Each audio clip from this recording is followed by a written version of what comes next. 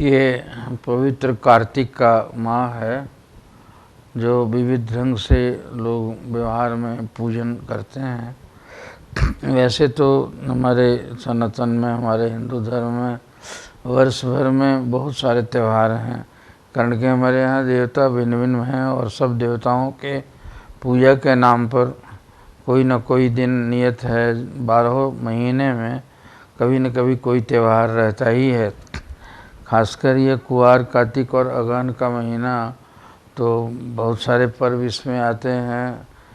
माताओं के लिए पति के नाम पर करती हैं जीवित पुत्रिका, और कौन कौन करवा चौथ क्या क्या चीज़ें करती हैं। उसी प्रकार का ये छठ महाव्रत आने वाला है, महापर्व, जिसको खासकर बिहार के लिए, जहाँ भी बिहार के लोग हैं, इसका ज़्यादा महात्म्य है। तो इसमें अभी थोड़े दिन पहले दशहरा का दिन समाप्त हुआ है और उस दशहरा को भगवान राम ने विजय पाई थी। उसमें रावण के ऊपर रावण का अलग अलग दहन भी किया गया। तो भगवान राम के विजय पर्व के रूप में दशहरा मनाते हैं। उस दिन को दुर्गा पूजा भी, जो बंगाल में ज़्यादा महत्वशाली है, और इस महीने के कार्तिक महीने में हर महीने के 30 दिनों में माताएं और लोग जो हैं सुबह सुबह स्नान करके भगवान की पूजा करते हैं। तो हर प्रकार से ये महीने व्रत और पूजन इत्यादि कर्मों को लेकर बड़े सात्विक माने जाते हैं। इसमें दिवाली में भगवान राम जब विजय पाक के लौटे थे अयोध्या में, तो दीपोत्सव हुआ था। पूरा शहर जो है अयोध्या वासी अपने प्रभु के इंतज़ार में 14 वर्ष के बाद दिया जला के उनका सत्कार करते थे। उस समय दीप का जमाना रहा होगा, दीप जलाना बड़ा शुभ माना जाता है। तो उस तरह से दिवाली पर्व को भगवान राम के आगमन पर्व के रूप में भी मनाते हैं। आज अयोध्या में 1 लाख की 1.25 लाख दिया जलाया जाता है, जलाते हैं, अब कई सालों से जल रहा है। तो इस प्रकार से ये विजय पर्व के रूप में उनका आगमन है। खुशहाली का ही त्यौहार है। कुल मिला के बचपन में देखा जाता था कि दरवाजे पर दिया जलाया जाता था कि उस समय लक्ष्मी माता आती हैं घर में। ढोल पीट के कहा जाता था। लक्ष्मी क्या, भारत जो कृषि प्रधान देश है, यहाँ खेती की प्रधानता है। तो खेती में अब धान पक रहा है और धान, नया अन्न आएगा घर में। तो इस तरह से दिवाली में अपने अपने घरों को सजाते हैं, लिपाई पोताई करके। हर तरह से एक नवीनता आ जाती है, एक पवित्रता का वातावरण होता है, कारण कि अगहन में अब धान नए साल में कट के घर में आता है। धान मतलब धन, और धन मतलब धन की देवी लक्ष्मी है। तो लक्ष्मी की पूजा के उपरांत लक्ष्मी का आवाहन किया जाता है कि हे लक्ष्मी, हमारे घर में धन के रूप में, दाने के रूप में आप विराजमान होइए। तो अति पवित्र महीना है।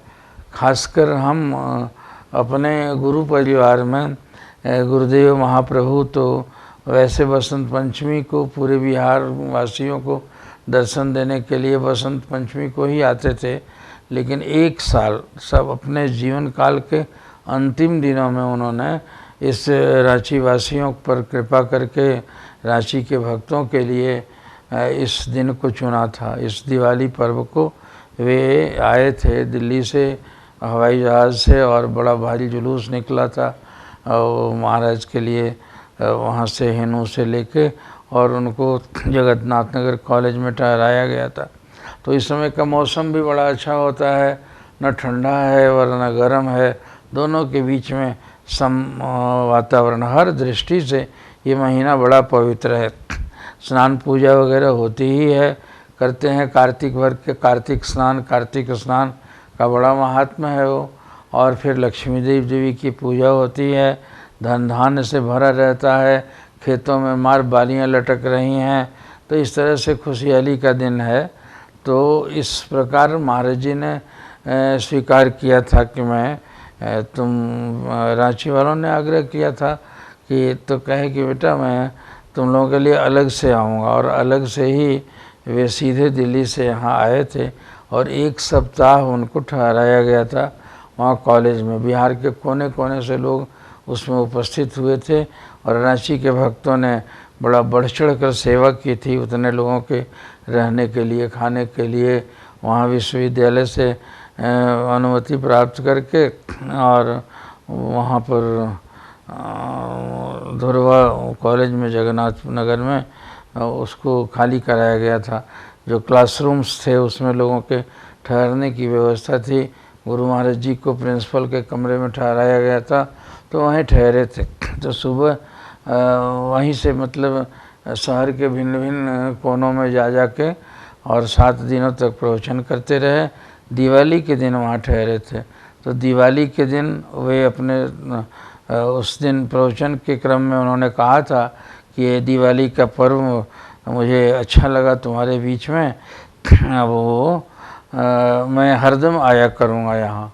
इस तरह से उनका वादा था कि रांची की दिवाली मुझे अच्छी लगी इसलिए कि यहाँ का वातावरण सम है, न ठंडक अधिक है और न गर्मी अधिक है, इसलिए इसी मौसम में मैं यहाँ आया करूँगा। ऐसा वादा करके वे रुग्ण अवस्था में भी बहुत कमज़ोर चल रहे थे। यहाँ से वे बिहार के कोने कोने में गए और सबसे अंत में वहाँ परमपुरी आश्रम जाके उन्होंने विदा ली और फिर 85 के वसंत पंचमी को आए। उसके बाद उनका शरीर नहीं रहा तो उन्होंने वादा किया था। तो बहुत वर्षों तक से इस दिवाली के दिन में उनकी याद आती है। रांची के आश्रमों के लिए, रांची आश्रम तो बाद में बना, रांची के भक्तों को एक उनका वैसे आगमन पर्व के रूप में यहाँ मनाते हैं लोग। भंडारे भी आश्रम में होते रहते हैं।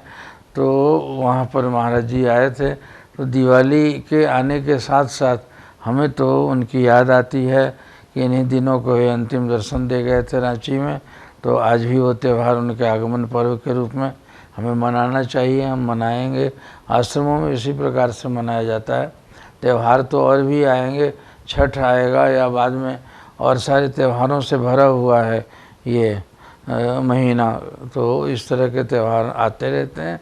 तो इस दिवाली पर्व को महाराज जी के आगमन के पर्व के रूप में सारे भक्तों को उनकी विशेष पूजा करके और खुशी के साथ में उनका उत्सव पर्व मनाना चाहिए कि ये दिन उन्होंने स्वीकार किया था रांची में खासकर, और वे यहाँ आए थे, इसलिए इसका विशेष महत्व हम लोगों के लिए है। इसको हम लोग आश्रम में भी मनाएंगे दीपोत्सव, उनके आगमन पर्व के रूप में इसे हम सेलिब्रेट करेंगे।